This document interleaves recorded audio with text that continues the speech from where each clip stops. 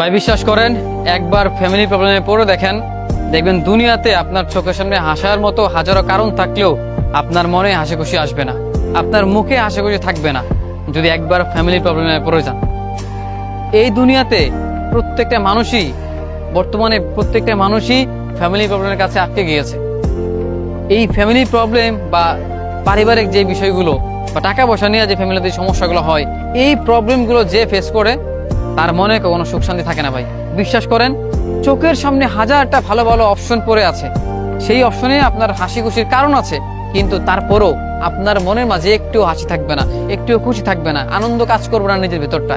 প্রতিনিয়ত আপনি ভিতরে শেষ হয়ে যাবেন এই ফ্যামিলি প্রবলেম।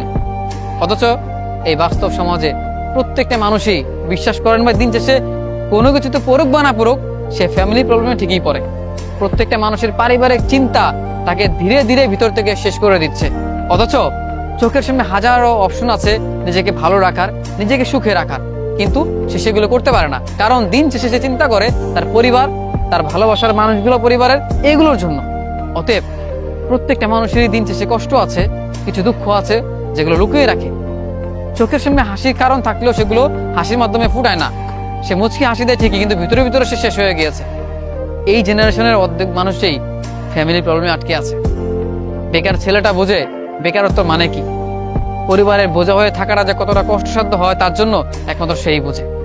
দেখবেন আমাদের বয়সী অনেক ছেলে মেয়ে আনন্দ উল্লাস করে, হ্যাঁ, বাপের টাকা উড়ায়, মার হোটেলে খায়, ঘুমায়, কোনো চিন্তা নেই। অথচ আমরা এই অল্প বয়সে এসে হাঁপিয়ে গিয়েছি।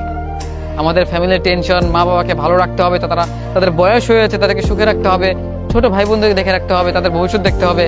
এইগুলো ভাবতে একটা সময়ের পর গিয়ে নিজের কথাই ভাবতে ভুলে যাই। বিশ্বাস করেন, এই জেনারেশন অর্ধেক মানুষই ফ্যামিলি প্রবলেমে পড়ে আছে, শুধুমাত্র ফ্যামিলি প্রবলেম।